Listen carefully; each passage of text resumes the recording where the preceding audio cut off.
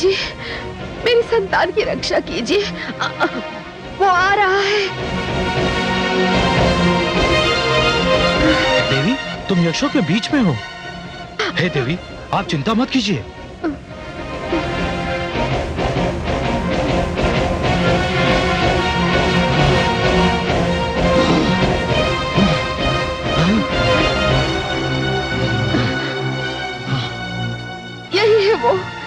यही है वो जिसने मेरे पति का वध किया है।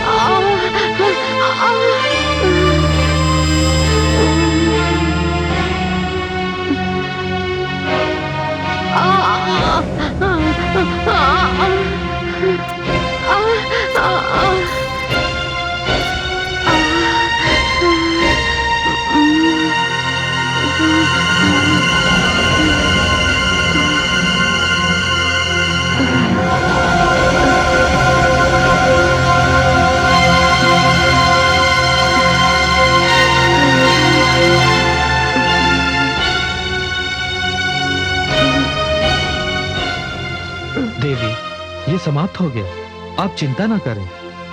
जब तक आपकी सुरक्षा की पूरी व्यवस्था नहीं हो जाती, आपकी जन्म लेने वाली संतान को इस संसार में आने के लिए प्रतीक्षा करनी पड़ेगी। हम यक्ष हैं, हमारे पास भी शक्तियां हैं। चलिए देवी, बताइए हमें कि धनुपुत्र रंभ कहां है?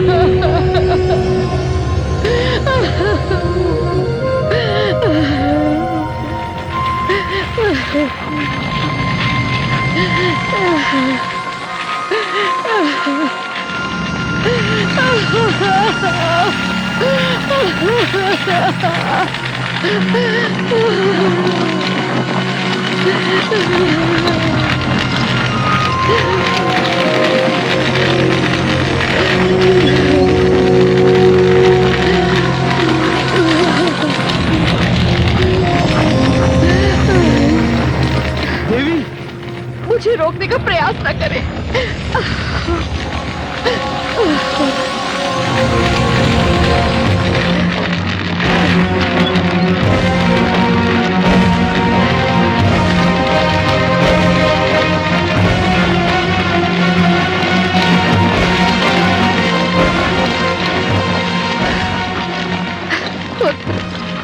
मुझे क्षमा कर देना। मैं अपने पति का वियोग सहन नहीं कर पाई, इसलिए तुम्हें भी मेरे साथ इसी चिता में जलना होगा। मुझे क्षमा कर देना पुत्र, मुझे क्षमा कर देना। नहीं माते, आप चिंता मत कीजिए। मैं जन्म ले रहा हूँ, मुझे संसार में आने से कोई नहीं रोक सकता। मुझे अग्नि का वरदान है, इसलिए मैं अग्नि में जल ही नहीं सकता।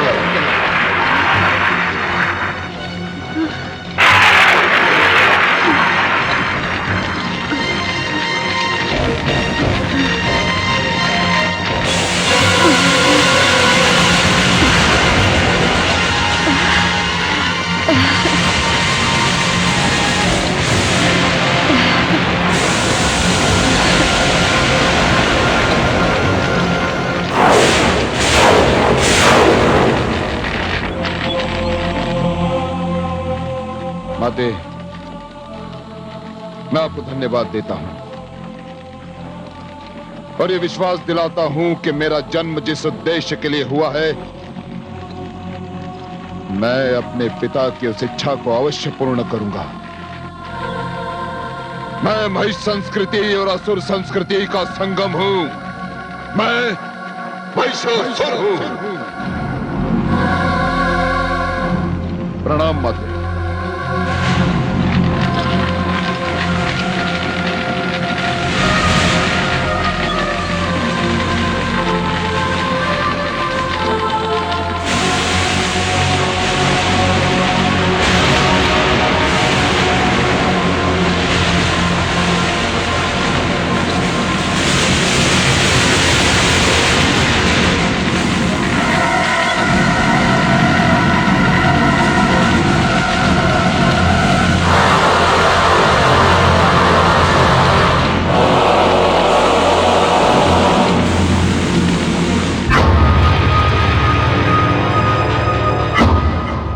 दानवराज, समस्त दानव लोग तेरी प्रतीक्षा कर रहा है। दानवों का सिंहासन रिक्त है। पर आप कौन हैं? मैं तेरे पिता रंभ के शरीर से उत्पन्न हुआ हूं। मैं तेरे लिए पिता समान हूं। मैं रक्त बीज हूं। तू मेरे साथ चल और दानव लोग चलकर उस सिंहासन की शोभा बढ़ा। हे महान रक्त बीज, आप जाकर समस्त दानव लोग को मेरी जन्म लेने की सूचना दें और उन्हें मेरी प्रतीक्षा करने को कहें। मैं ब्रह्मदेव को प्रसन्न कर उनसे एक वरदान प्राप्त करके दानव लोक लौटूंगा। यही मेरे पिता की इच्छा थी। मुझे अपने पिता की मृत्यु का प्रतिशोध लेना है और मैं लेकर ही रहूंगा। जो आज्ञा दानवराज।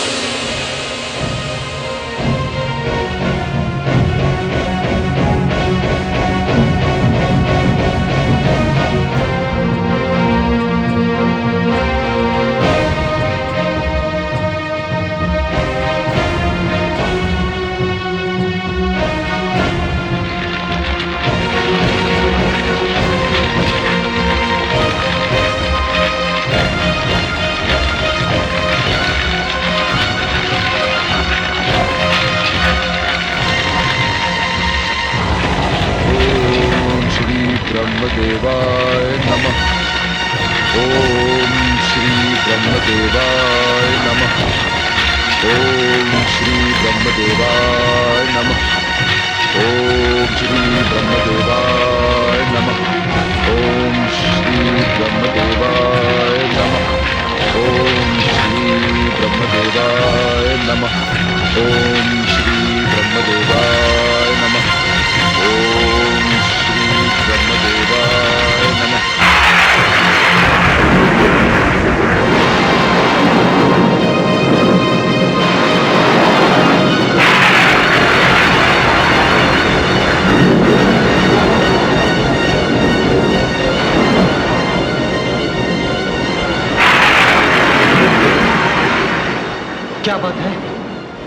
वातावरण अनायास बदल क्यों गया? ऐसा प्रतीत होता है जैसे कोई विशेष घटना घटने वाली है। नारायण नारायण। प्रणाम देवर्षि। देवराज, घटना तो घट चुकी है। कैसी घटना देवर्षि? देवराज, आपके प्रिय यक्ष लोक में महादानव रंभ के पुत्र महादानव महिषासुर ने जन्म ले लिया है। देवर्षि, ये कैसे संभव है? क्यों देवराज, कदाचित आप ये सोच रहे थे कि आपने करम्भ का वध कर दिया और किसी को ज्ञात भी नहीं हुआ। किंतु देवर्षि। देवराज, रंभ तो अपने भ्राता करम्भ की मृत्यु पर आत्मघात करने गया था, किंतु उसे आपके अग्निदेव ने वरदान दे दिया। अग्निदेव, ये मैं क्या सुन रहा हूं? ये सत्य है देवराज, किंतु मैं क्या करता? रंभ तो अपना शीश मुझे दान करने चल ही पड़ा था, मुझे उसे रोकना पड़ा।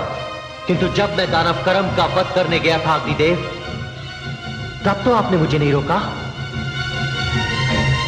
दानव करम के वध से मेरा एकमात्र उद्देश्य था कि दानवों में कोई ऐसी संतान उत्पन्न ना हो जिसके कारण हम देवताओं को कष्ट उठाना पड़े। किंतु आपने अग्निदेव रंभ को ऐसा वरदान दे दिया जिसके कारण हम देवताओं के समक्ष संकट ही संकट उत्पन्न होंगे। नारायण नारायण। देवराज, अग्निदेव ने रंभ को तो केवल पुत्र का वरदान दिया था, किंतु रंभ के उसी पुत्र महिषासुर ने पिताश्री ब्रह्मा की तपस्या करने के लिए अग्निकुंड में प्रवेश कर लिया है। क्या? हां देवराज, अब यह देखना है कि पिताश्री ब्रह्मा महिषासुर से प्रसन्न होकर उसे कौन सा वरदान देते हैं। नहीं देवर्षि, नहीं, ये नहीं हो सकता। मैं ऐसा कदापि नहीं होने दूंगा।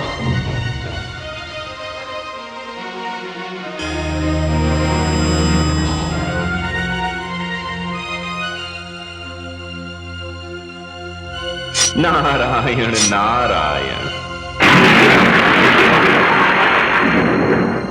ओम श्री ब्रह्मदेवाय नमः।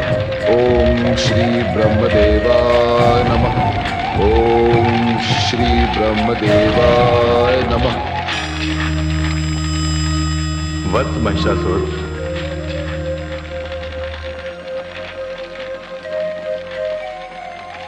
प्रणाम ब्रह्मदेव। कल्याणमस्तु।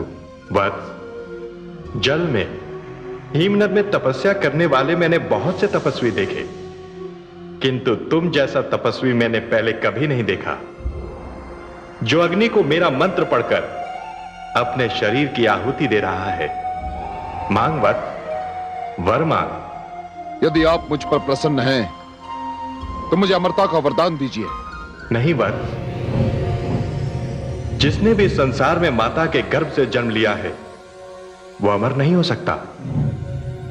हाँ, यदि तू चाहे तो इच्छा मृत्यु का वर ले सकता है। ऐसा ही हो ब्रह्मदेव, ऐसा ही हो।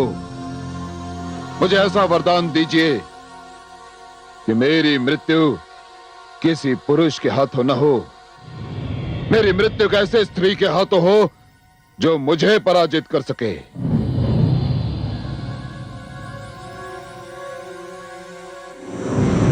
तथास्तु।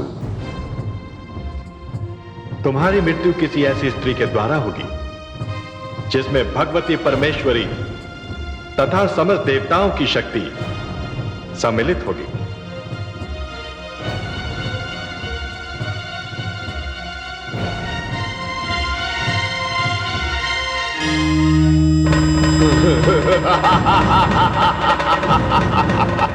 विनाश! विनाश! विनाश!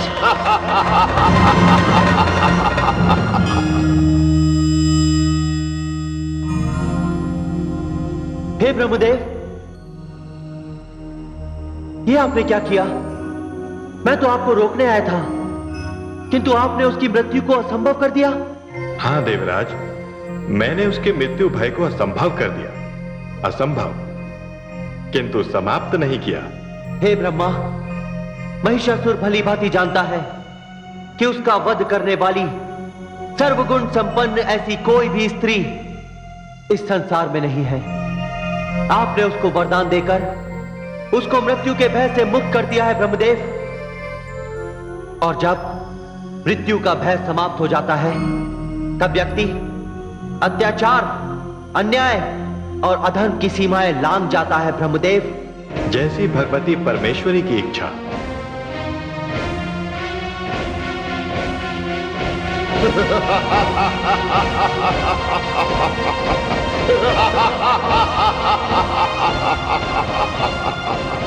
विनाश, विनाश, विनाश।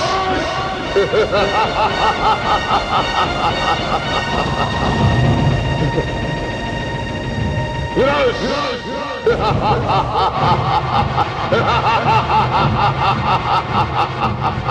सर्वनाश कर दो, सर्वनाश।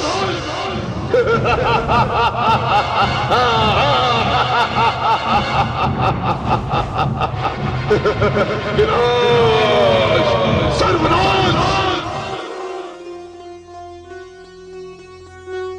हे आदि प्रजापति, हे संसार के रचने वाले, मैं तो आपके रचे हुए संसार पर मुग्ध हूं।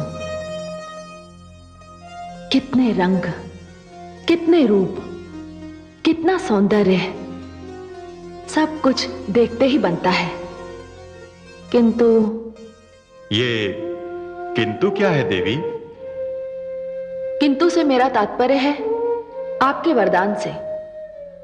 जो भी चाहता है तपस्या करके आपसे वरदान प्राप्त कर लेता है और आगे चलकर यही वरदान स्वयं आपके लिए, देवलोक के लिए और मानवता के लिए समस्या बन जाता है।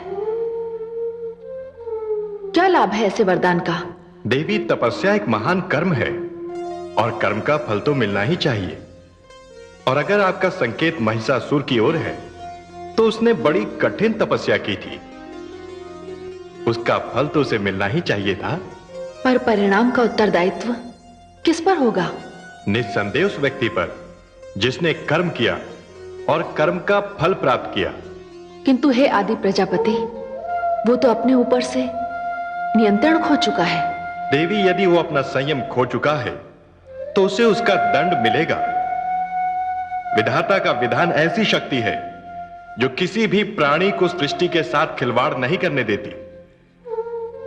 देवी, यदि प्राणी में संयम ना रहा तो उसे मिला हुआ वरदान भी अभिशाप में बदल जाएगा। वरुण देव, सूर्यदेव, यमदेव, बाण धनुष से निकल चुका है। ब्रह्मा जी ने महिषासुर को मृत्यु के भय से मुक्त कर दिया है। ये तो बड़ी अनर्थकारी बात है। हाँ वरुण देव, किंतु इससे पहले कि महिषासुर अपनी सारी शक्तियां एकत्रित करके हम पे आक्रमण करे, हमें उस पे आक्रमण कर देना चाहिए। यह सत्य है कि महिषासुर का वध नहीं किया जा सकता, किंतु उसे बंदी तो बनाया जा सकता है। हे देवगणों, आक्रमण की तैयारी की जाए।